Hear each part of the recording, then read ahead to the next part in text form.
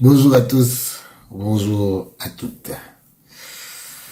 Aujourd'hui, j'ai envie de vous parler d'un sujet qui est d'actualité, hein, parce que on a beaucoup parlé des footballeurs, des anciens footballeurs. Mais avant d'être ancien footballeur, il faut déjà être footballeur. Et je vais parler d'un sujet qui est très important pour les footballeurs. Parce que si un footballeur arrive en fin de carrière et qu'il est ruiné, ça veut dire qu'il n'a pas reçu ce qu'on peut appeler une éducation financière.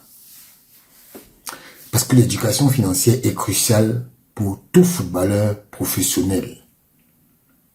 Quelle que soit sa nationalité, mais je sensibilise tous les footballeurs africains, européens, parce qu'il faut savoir que afin de gérer efficacement leurs revenus, souvent très importants, mais temporaires, il faut qu'on se dise des choses de vérité. Une carrière de footballeur, c'est minimum ou maximum 10 ans. Il y en a qui vont à plus, il y en a qui vont en moins. Ça dépend de leur état de forme, ça dépend de leur santé. Et il faut savoir que quand on parle d'éducation financière, on parle en général de la gestion des revenus.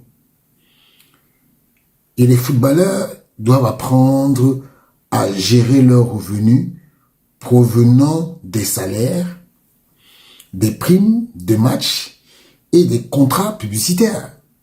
Parce que un footballeur, c'est ça.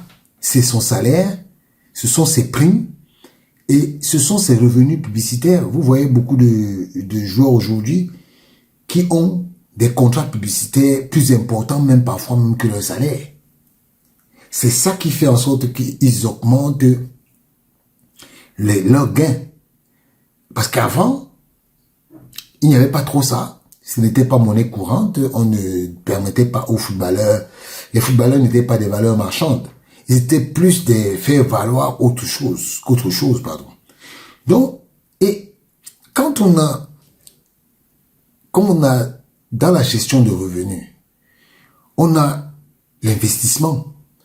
Parce que quand tu gagnes beaucoup d'argent, il faut savoir l'investir. C'est très important pour les footballeurs et de comprendre les différentes options d'investissement qui sont face à eux, telles que l'immobilier, les actions et les obligations. Vous voyez par exemple, il y a des gens qui vont mettre leur argent sur des actions, des sociétés par action pour faire fructifier leurs gains pendant qu'ils sont encore en train de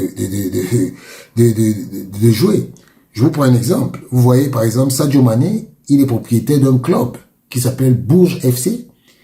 Kylian Mbappé aussi, il est propriétaire d'un club qui s'appelle Caen.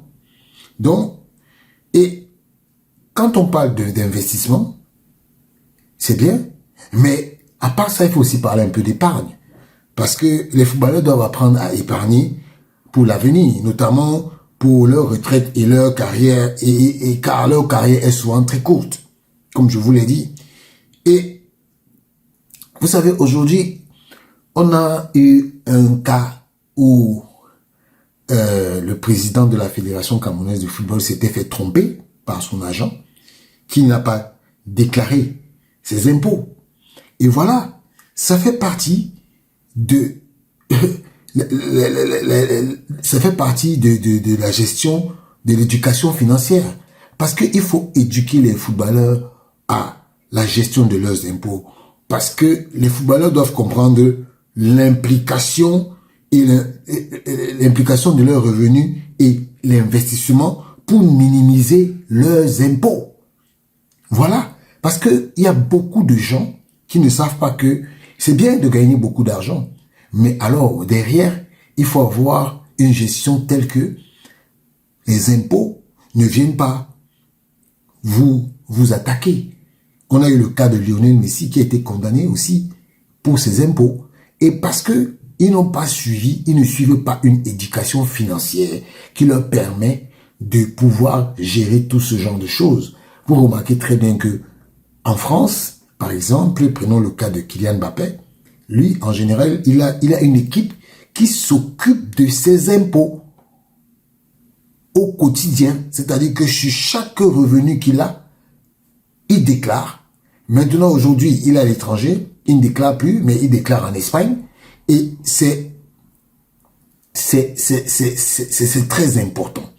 Parce qu'on voit souvent des footballeurs qui sont dans la rue parce que ils n'ont pas déclaré leurs impôts. Et quand les impôts se mettent sur ton dos, ça devient infernal.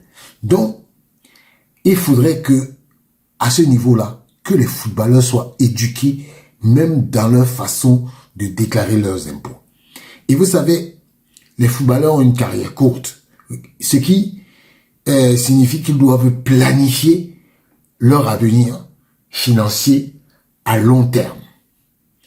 Et prenons un peu le cas pour des footballeurs qui ont des revenus irréguliers. Je pense que ils doivent avoir des revenus en raison de leur contrat court. Et ils peuvent aussi s'adapter parce que vous savez, le football, c'est un sport où c'est pas dans tous les pays que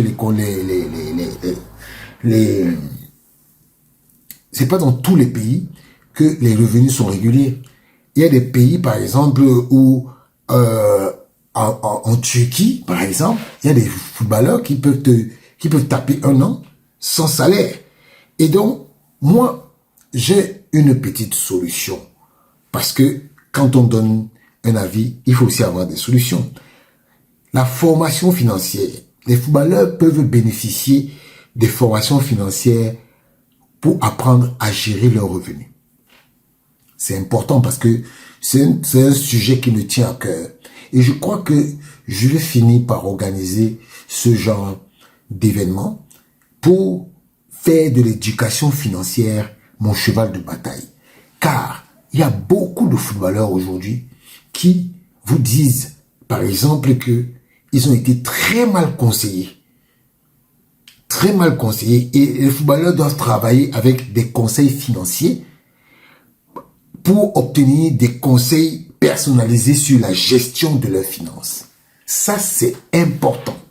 Et j'ai une entreprise qui s'appelle Africa Football Agency qui gère ce genre de choses. C'est-à-dire qu'on gère le côté gestion financière et marketing des joueurs de football. Je pense que, et cela, je crois qu'il va falloir que dans les prochains jours, je puisse faire un live avec un expert dans la planification et dans le conseil financier pour aider les footballeurs à comprendre quels sont les enjeux. Parce que quand il y a beaucoup qui pensent que il suffit d'aller dans une école de foot et d'être un bon footballeur pour réussir, c'est faux. Il y a beaucoup de... Vous vous souvenez, Alexandre Son avait dit que c'est quand il est arrivé à Barcelone qu'il a vu, qu'il a réellement touché l'argent et que quand il était à Arsenal, ce n'était pas possible pour lui. C'est pour ça que aujourd'hui, c'est pour ça que j'ai décidé d'ouvrir une structure pour accompagner les footballeurs dans la gestion de leurs finances.